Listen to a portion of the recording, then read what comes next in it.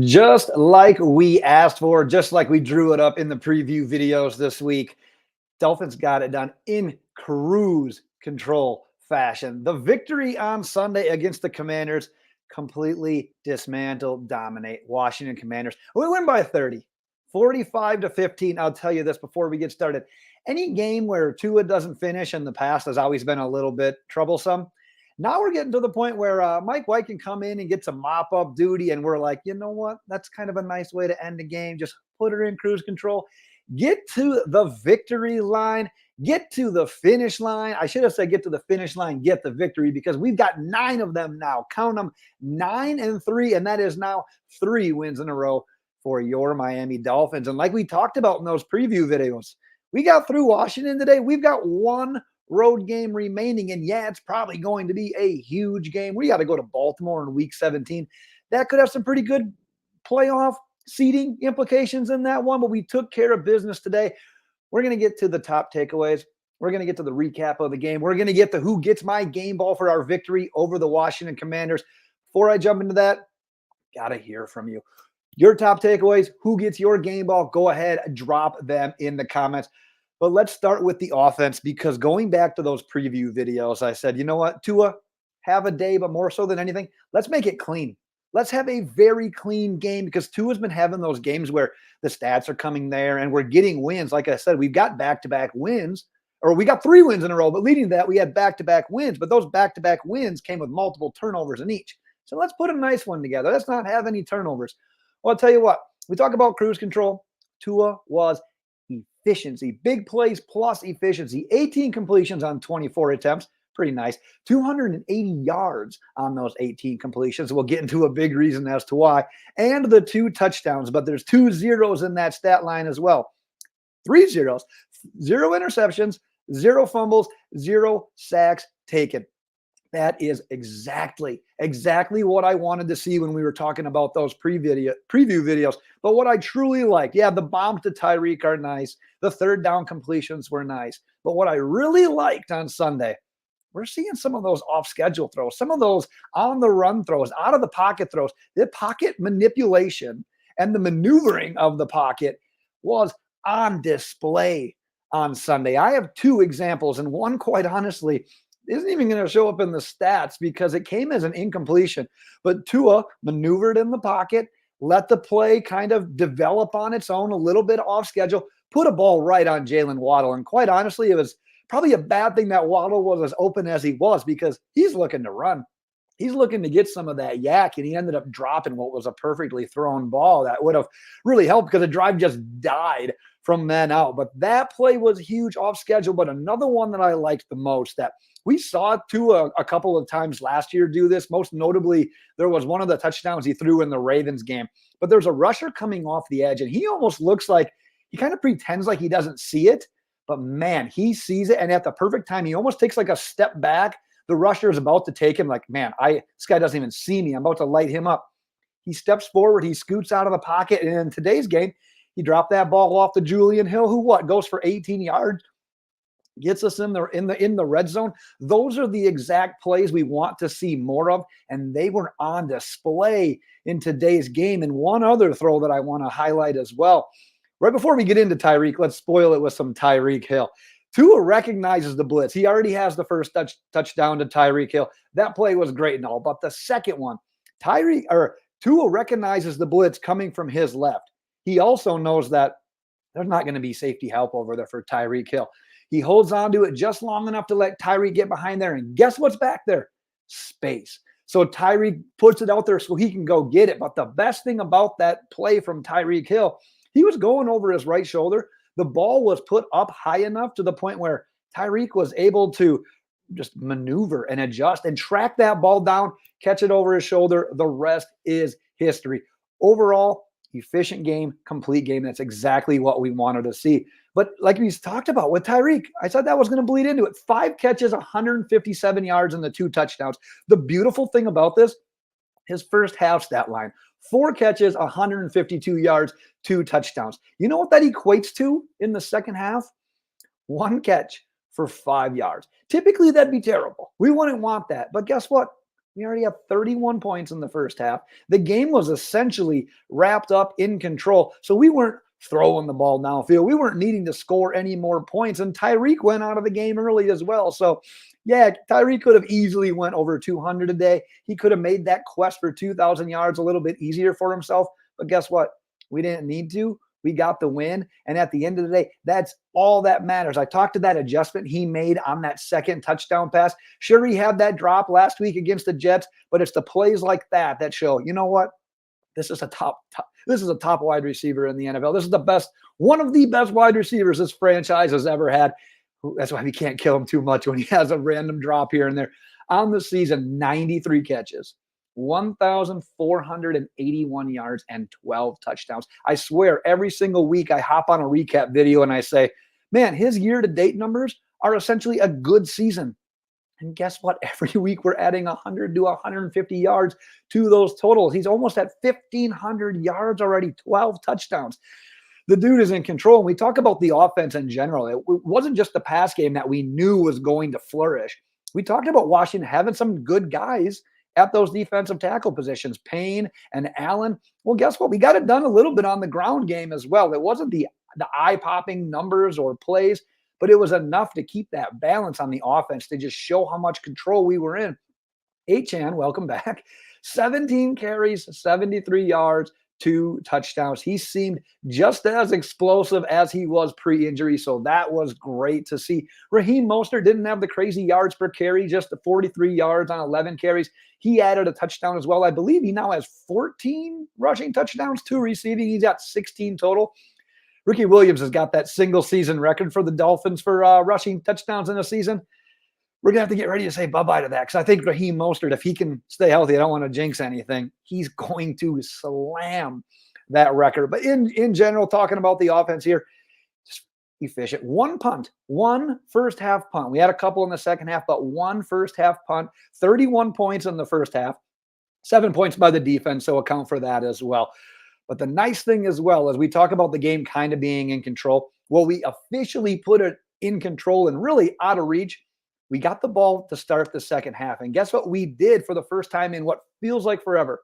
We marched right down the field and we got that touchdown. So that was great to see as well. I absolutely loved that. Let's transition to one of my next takeaways as well, because as we know, Jalen Phillips, no longer with us for the rest of the season, but man, did we have the guys that we pointed out in that preview video. Did they step up and just do a great job of replacing the production that's lost by Jalen Phillips. The defense in general, we had 3 sacks, we had 9 quarterback hits, we had a pick 6, just 15 points allowed. Now, if we focus in on the players that simply replaced Jalen Phillips, you got Andrew Van Ginkel, who got the pick 6. He added 2 QB hits. He added 2 passes defended.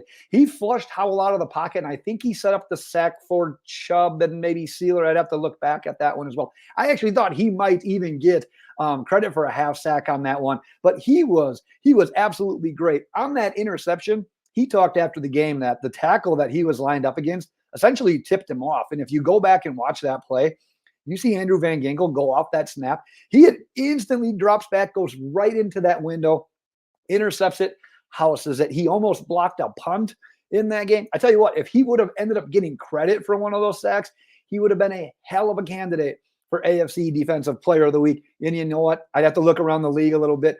He still might. He had a fantastic game filling in for Phillips today. Emmanuel Ogbah, he adds a sack. He adds 2 quarterback hits.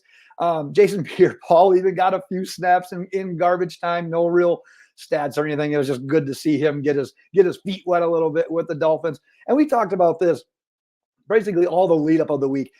At some point, we're going to feel the loss of Jalen Phillips. It's almost inevitable. You can't just simply replace a guy that was having that kind of year, that kind of production, rushing the passer, helping out in the run game. At some point, we're going to feel that. But the best news for us is it wasn't today. Our replacements did a fantastic job. I got a few more takeaways, a little bit more recap that they're a little bit more sporadic. So I just put them in the final game and player notes here before we get to my game ball. This one goes into the category of nitpicking, because if there's one player I wish we'd have seen a little bit more from today in regards to production and consistency, it would have been Jalen Waddle. I wanted nothing more than for Tua's big day and Tyreek's big day to be complemented by Jalen Waddle doing it again and going over 100 yards receiving for the second straight game with Tyreek Hill.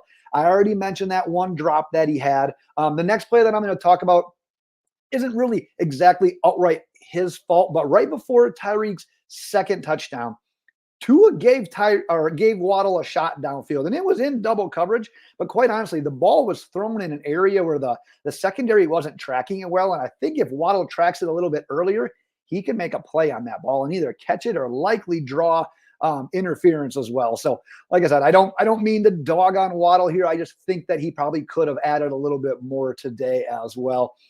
An underrated part from the game is these next couple of guys I'm going to talk about, but an underrated play, Xavier Howard, one-on-one coverage in the end zone, gets a pass breakup on a blitz that Vic Fangio draws up. And quite honestly, I thought we were going to get home on the blitz, but Sam Howell, he hung in that pocket. He put a ball, which I thought he nutted that ball. I thought he put that right on the money, but Xavier Howard, toe for toe, stuck right with the wide receiver on that play, got in, got the pass breakup. And quite honestly, it's going to go a little bit unnoticed because later in that drive is when Jerome Baker was matched up with Curtis Samuel.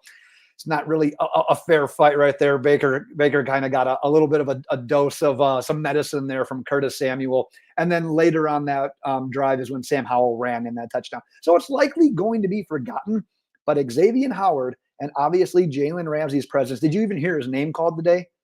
Not really. Did you need to? And you know why? Because the NFL's passing leader, Sam Howell, yes, he's played one more game essentially than most anybody. They haven't had their bye week yet. He had 127 passing yards. Thank you, X. Thank you, Jalen Ramsey. Dolphins secondary in general, playing without Javon Holland. They deserve like a quarter of the game ball. Maybe probably even more than that. But what a great game from the secondary. And speaking of filling in nicely, Duke Riley, when Jerome Baker got hurt on that play against Curtis Samuel, we got the friendly fire from Brandon Jones. We'll talk about more about that here in a second as well. Duke Riley comes in and not only ties for the team lead with 8 tackles, but what he does is he's essentially the defensive play caller as well. He's the one that's leading that charge, kind of like the overseer of the defense. He steps right into Jerome Baker's role. Do we really have any lapses on defense? And when that's a Washington Commanders team that most of their big plays, their offense comes off of broken plays and everything. So I thought our defense played very, very well. Duke Riley, especially him reading some of those plays, diagnosing those plays, getting in for a pass breakup on that play to Antonio Gibson, thought he did very well. I would be upset at myself if I didn't mention the offensive line, especially we get Armstead back, we get Robert Hunt back, we lose Teron Armstead, we lose Robert Hunt. But I've been there and I've been, not that I've talked terrible stuff about Liam Eichenberg, but I think we all as Dolphins fans were like, you know what, we've given this guy enough chances. Let's kind of move on. Well, guess who stepped in now and put a couple of games together and stack these nice performances in a row here. And the nice thing about Liam Eichenberg's performance today is it came back at left guard. He's been playing at right guard for a while. Now he's switching positions. He's played left guard. He's played center. He's played right guard. And you know what? He's not a liability anymore. He's doing pretty damn good. So you know what? You got to give the credit when it was due. And like I said, with his versatility and needing that depth at that position, you got to feel a little bit more comfortable than we did, especially earlier in the season with his performance. Let's talk about the injuries real quick before the game ball. We talked about Teron Armstead. He kind of got a little bit almost like leg whipped on that touchdown run. He was replaced by Keon Smith. We'll keep an eye on him throughout the week. Robert Hunt leaves with the hamstring injury. Quite honestly, the timing of when he was taken out, I thought, like, well, game's out of hand. Let's put in Lester Cotton. Let's give Robert Hunt a little bit of time to heal up. Too bad it wasn't that. It's actually a hamstring injury, so we're definitely going to keep an eye on that. Jerome Baker, the knee injury looked not good, for lack of a better term. But after the game, he had tweeted out something along the lines of being back sooner than you would think. And Mike McDaniel and his media availability as well said it might not be worst case scenario. It might not be season ending. But a few things injury-wise, as always with this team, to monitor leading up to our next game, Monday Night Football, prime time against the Tennessee Titans. Let's get into that game ball. I talked a bunch about him already. I don't need to go into too much depth. Andrew Van Ginkel gets, like I said, he should get a part of a game ball. The secondary should get a part of a game ball. The offensive line should as well. But I'm giving it to number one. I'm giving it to Uno. I'm giving it to Tua because what we talked about all preview video was, you know what? Let's have a flawless game. Let's put one together. Yeah, we've been getting wins, and the numbers have been fine. The output has been all right as well. It wasn't what it was earlier in the season. We got those glimpses today that, like, you know what? We put up all those points. We looked that good on offense, and we weren't even pressed. We weren't forced to need to put up all those points and yards and everything. Like we said, Tyreek Hill, one catch in the second half. We could have absolutely put it on Washington today, but we didn't need to. And that's because of a lot of this offense's consistency and efficiency that we had led by Tua Tagovailoa. So that is what I've got. Like I said, I want to hear from you, your top takeaways, who gets your game ball. Drop those in the comments. Curious to hear your thoughts as well. We will be back all next week previewing that Monday night game against the Titans. Until then, though, Dolphins fans, enjoy this one, celebrate accordingly, and fins up.